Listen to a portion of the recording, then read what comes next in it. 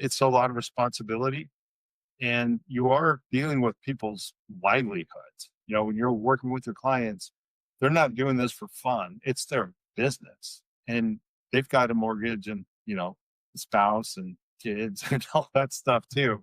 So you got to make sure that you're going to take good care of them. This is Social Pulse Podcast Agency Edition, your go-to guide to solving your biggest marketing agency challenges authentically. I'm your host, Mike Alton, and each episode is an honest and frank look at what agencies go through, from turning clients to tackling tech and ideas that you can apply to your own business. And now, the rest of today's episode. Welcome back to Social Pulse Podcast Agency Edition, where each and every week we're talking to marketing agencies like you, going through many of the same struggles you're going through and sharing their stories. Subscribe to find on each episode the inspiration, the motivation, and the perspiration that go into growing and scaling agencies just like yours. Now, if you're making the leap from a stable full-time job to starting your own marketing agency and it sounds like the ultimate dream, being your own boss, setting your own rates, choosing your clients. But here's what most people don't talk about. The transition is brutal. And agency life is nothing like having a job. The sleepless nights, wondering if you'll make payroll, the feast or famine cycle that becomes your new normal, the crushing weight of being responsible for everything from client delivery to keeping the lights on. One day you're celebrating landing a dream client. The next, you're dealing with scope creep that's eating your profit margins alive. The mental shift from employee to entrepreneur isn't just challenging. It's a complete rewiring of how you think about work, money, and success. Today's guest knows this reality all too well. Jeff Tormey is the founder of SEO Guru Atlanta, LLC and Bariatric Audience, where he's built a thriving digital marketing agency specializing in SEO and lead generation for the bariatric surgery industry. But his journey to agency ownership wasn't the smooth success story you might expect. Jeff made the bold decision to leave his secure full-time position to strike out on his own, and he's here to share the unfiltered truth about what that transition really looks like, the good, the bad, and everything they don't tell you in the entrepreneurship books. Hey, Jeff, welcome to the show. Hey, Mike, thanks for having me here. You really nailed a lot of points. I know a lot of longtime agency owners are probably twitching a little bit. I might have triggered them a bit, recalling from them. And I certainly been in those shoes before I joined Agorapulse, years before I joined Agorapulse. I had an agency as well, and I can remember that feast and famine cycle, frankly, all too well. So take us back to that moment when you first seriously considered leaving your full-time job to start your agency. What was the catalyst for that moment? So, I was always interested in SEO for, some reason. I used to do a lot of programming in college, and then I was at just a real estate seminar, and somebody was doing a lunchtime seminar on search engine optimization in 2001. So I thought it was really interesting. So I thought, well, I'll stick around and listen to it, and I learned about that and started working on it um, way back in 2001, and then really kind of kept it in my back pocket. Was making money with it, but it wasn't anything real serious. And then, I noticed that the guys who I knew that were um, what what I consider to be, pretty successful, almost all of them had started their own companies or own their own companies. So I thought, well, maybe I should do that. So that was kind of the impetus for me starting to seriously think about, um, starting my own company. It's really, really scary because if you got a really, good secure job, you got that paycheck coming in every 2 weeks, and Mhm. insurance, everything. And then to think about walking away from all of that and trying to start something on your own, it's pretty scary, pretty intimidating, I thought. For sure. So you're seeing some of the guys in the industry, and you're already telling yourself a story about them, that these guys not only look successful, that means they must be successful. What else were you telling yourself about agency life versus the reality that you discovered? Where were your expectations like mostly off base? I didn't have too many expectations about what it was going to be like, other than I wouldn't have to travel so much. So my Mm. previous job, I had a great job. I was flying all over the country. I was on an airplane at least every other week. And then, especially after 9/11 happened and the security got tighter and the lines got longer. Uh, that was really, really um, tough. And then I started thinking, well, could I use my time in a better way? Because just flying around the country and all that, you feel like you're wasting a lot of time because there is a lot of downtime. So that's when I started thinking about, if I'm really focused and started doing this full time, that I could make it because other people have, and it's a Right. big country. So, why don't I give it a shot and see how it goes? So that's kind of what happened.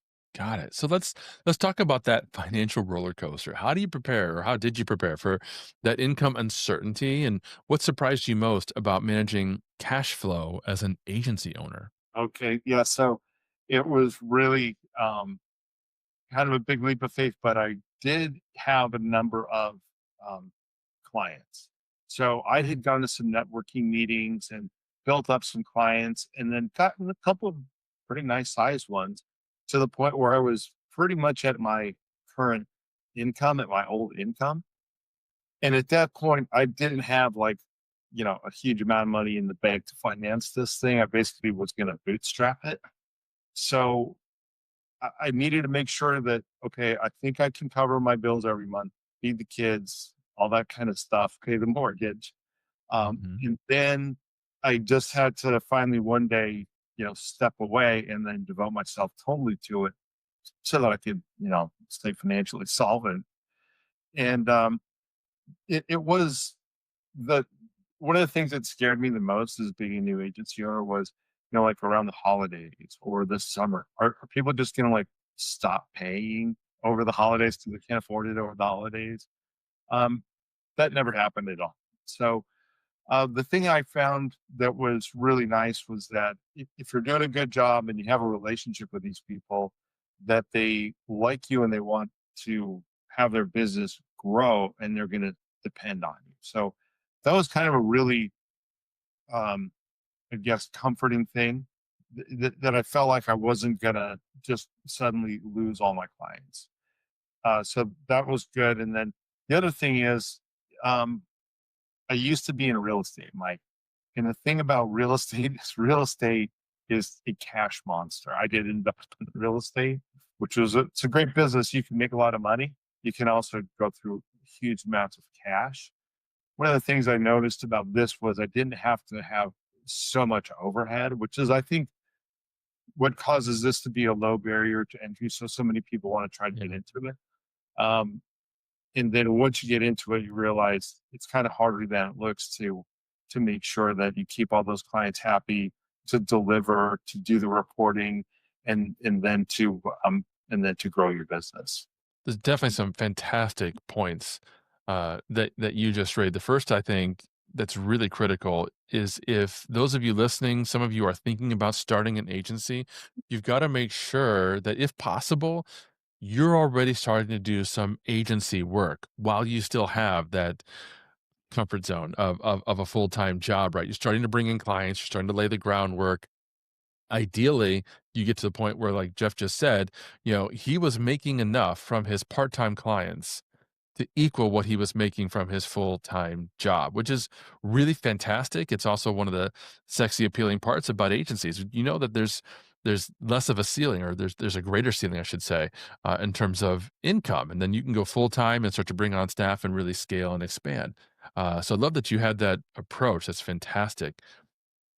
I also thought it was fascinating. I want to go back to what we talked about in the introduction. I just kind of mentioned, by the way, you're in this bariatric surgery field, which is fascinating to me. I know a lot of agencies niche, but this is, it seems to me, particularly narrow. What was that? Was that part of your original plan, or did you just kind of fall into that niche in this particular industry?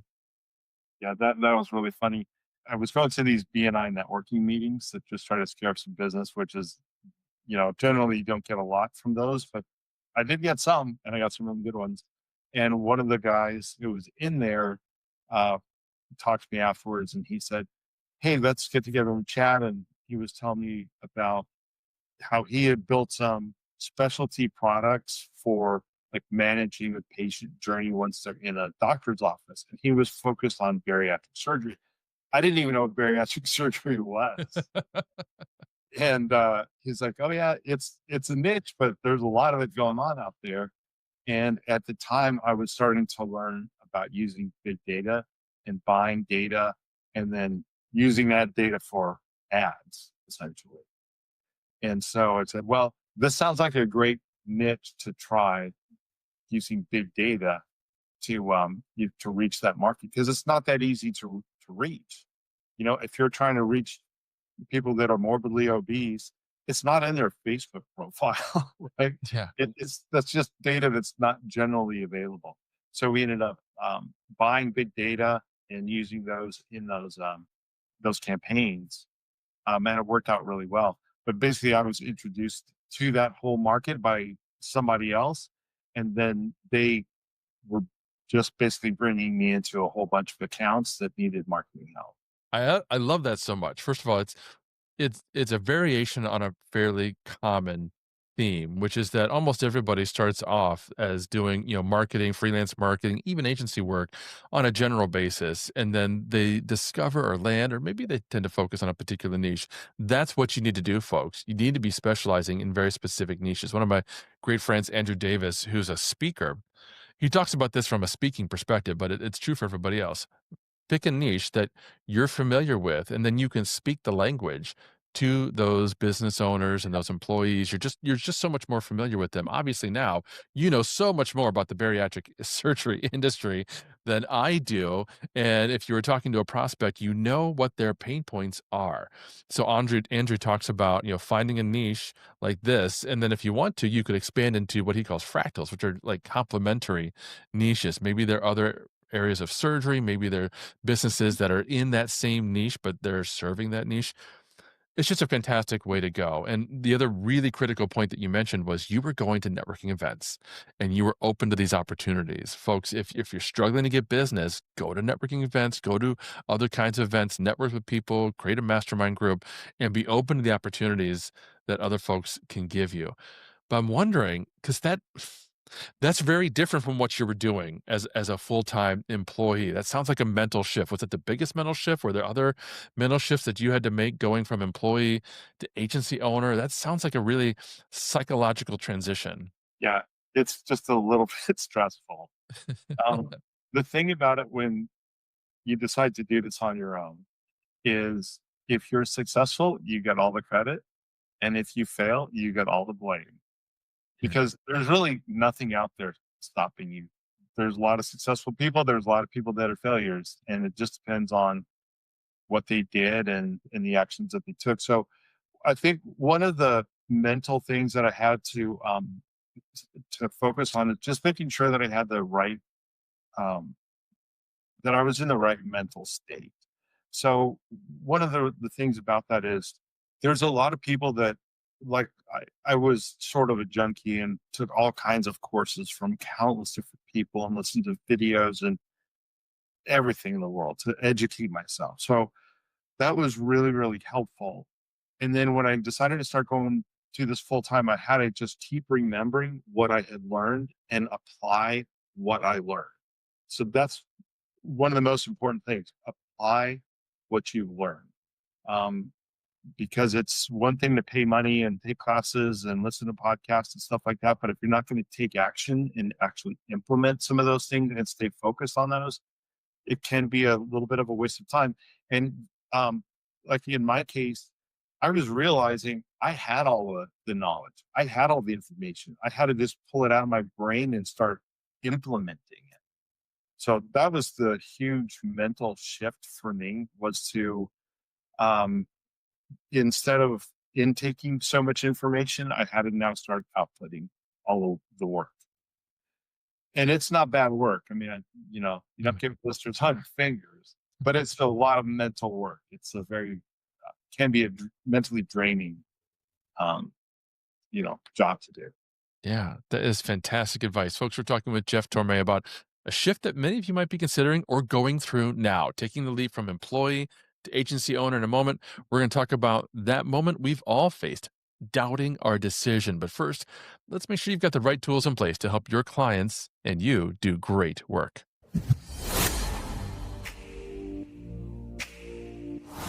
When I take a look at the biggest core benefit for Agorapulse, I have to look at two sides of the equation. I have to look at what it does for us as far as managing our community and all of the conversation management tools, which I appreciate so much. But from a far more pragmatic point of view, it saves us money.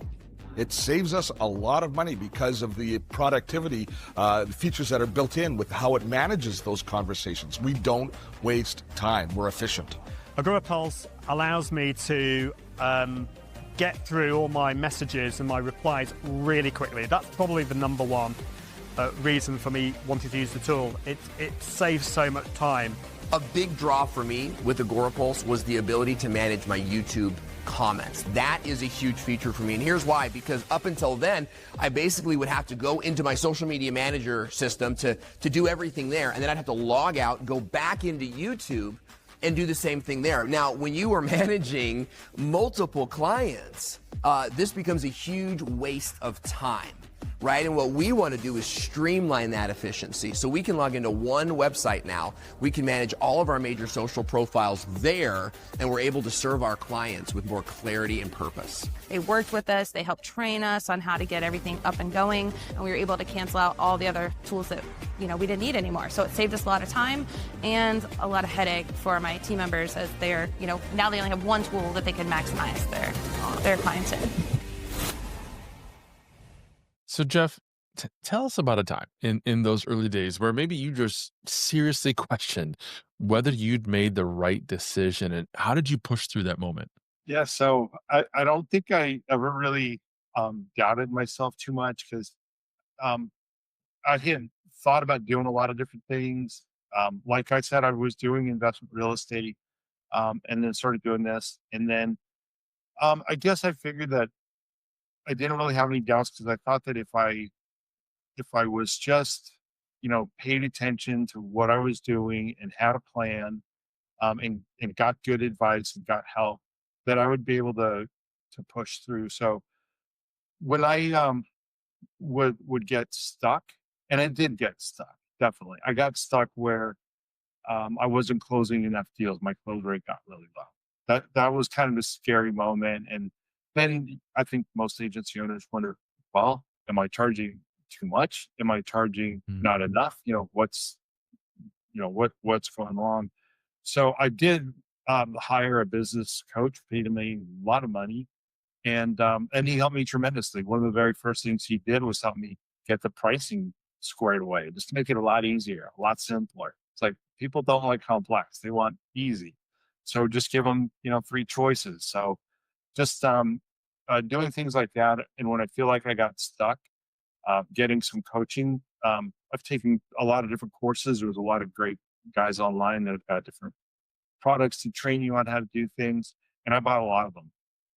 So and you can get a lot of free information, but I found that the good stuff's usually in the paid courses. Plus, once you have a little skin in the game, I think you're gonna go through the whole course and then try to apply it, as opposed to if they would just give it to you for free. That's just my opinion. But that's kind of how I pushed through it. Was reaching out to people that were not necessarily just for SEO, but they were in the business of helping digital agencies. That helped me tremendously. And even though I paid them quite a bit of money, I made back probably 10 times that amount in the first 12 months. I could not agree more. There's all kinds of ways we can invest in ourselves through the things that we choose to read or consume, or actually reaching out to friends, colleagues, mastermind groups, or actual paid consultants. They're all good avenues and, frankly, necessary avenues. And when we're hiring somebody, for instance, just as an easy example, and we ask them a question like, well, what books have you read lately? And they're like, well, we don't read books. That's a huge red flag to me. If you're not reading or at least consuming new information, new ideas on a regular basis, that means you're standing still and you're not going to be able to evolve, and you're certainly not going to be able to help yourself the way that you did. Now, earlier, another point that you made that I thought was really profound. You talked about how important the relationships were with the clients that you were building. I think that's critical. I think it's an often overlooked just fact of life for successful agencies. You got to do good work, and you've got to foster those relationships with clients. If you're not interested in talking to people and building relationships, frankly, this is probably the wrong industry for you. But I also think that they're completely different as an employee. What do you think was the steepest learning curve there for you? All of a sudden now you're the one responsible for building these very close, intimate relationships with clients. Right. Yeah, that was I think maybe my background just happened to fit right or something, but I was actually a national accounts manager for an international company. So I had, some of the Fortune 500s were my clients. So, and it was technical selling. So I, you know, have an engineering degree and had always had different technical jobs and got into sales. So there was a lot of technical selling, which, that could either be a plus or a minus, just depending on, you don't want to make it so technical that people's eyes glaze over. The fortunate thing is in my sales job, especially with one company, is uh, I had a lot of sales training, a lot. They really invested into the people, which was really fantastic. So when I started doing this, um, building rapport, relationships, how to talk to people, how to understand their business, and things like that was super helpful. So if you're an agency owner and you don't have any sales training, I would say that there is some really good uh, sales training online. It's going to be money well spent, in my opinion, because it's so important to be able to connect with people and to talk to them in a way that resonates with them, not just in a way that resonates with you. Right. So you got to adjust how you're going to present your material. Um, so and then when you're an employee, you're just kind of going out on behalf of another company and talking to somebody. When it's your own company, I think you feel a lot more personable or personally responsible for it. Yeah, they also have a higher expectation of you personally, because if you're an employee, they're like, okay, well, the delivery on that's going to be late. There's, you know, I can beat up on my poor sales guy, but there's only so much he could do. When you're talking to a real life client and you're the owner and you're the guy who told them you could do certain things, and you need to be able to deliver on those certain things. So that's I thought it was kind of a very liberating one, in one way, in that, hey, I'm the guy who gets to call the shots now. I can tell the client what we can and can't do, and I don't have to depend on somebody else all the time to try to make the sale or to deliver the product or service. So that was a wonderful thing, and I still enjoy that tremendously. It's a lot of responsibility, and you are dealing with people's livelihoods. When you're working with your clients, they're not doing this for fun. It's their business, and they've got a mortgage and, spouse and kids and all that stuff too. So you got to make sure that you can take good care of them. So it was, um, but having that perspective of being the agency owner and getting the opportunity to be the responsible one and then actually deliver on those, I think it's just a great feeling. I that's one of the things I enjoy tremendously about doing this. That is such tremendous advice. Folks, go back again and listen to that segment, particularly if you're thinking about starting your own agency or you're just starting out. Maybe you're really good at SEO or website building or social media or some other aspect of digital marketing. You're fantastic at that. If you've never done client relationships, if you've never done sales, then you need to recognize that you don't have that experience, you lack that knowledge, and take a few hours out of your day, out of your week, and get that extra training. I didn't know it at the time, but I was blessed in a former life to have worked for a pool and spa company, a sales company, right? So I was a sales rep for a couple years, and they gave us really, really solid sales training on Wednesday mornings when nobody was coming into the stores. They talked to us about talking to the customer, building rapport, trying to understand what they want to accomplish. They don't care about the width of a pool wall. They care about building an outdoor living space outside of their home where their family can enjoy themselves. And you got to go into that conversation with that mindset. That's priceless training, folks. So make sure you invest in that. I'm wondering, Jeff, though, how you avoided the trap of just creating another expensive job for yourself instead of actually building a scalable business. Because that's another aspect, I think, that a lot of people get into this and they don't know that. Like I said, they've got the skills to do the work, but they've never built a business before. How did you avoid that trap? Well, that's something I think most agency owners try to work on every day, that you don't just have an expensive job for yourself where you're just buried. But honestly, it was, um, really myself being the face of the business for a very long time.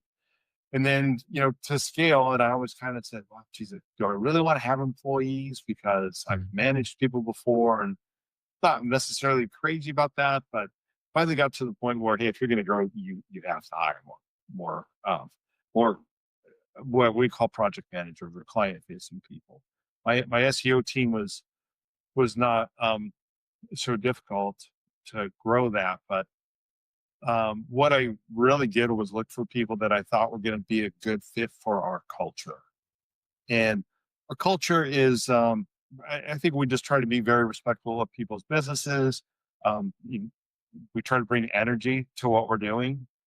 And you got to have, very good ethics and good communication skills, those kinds of things. So once I started hiring, I was so pleasantly surprised at the quality of people that I was able to hire, and that's just been amazing.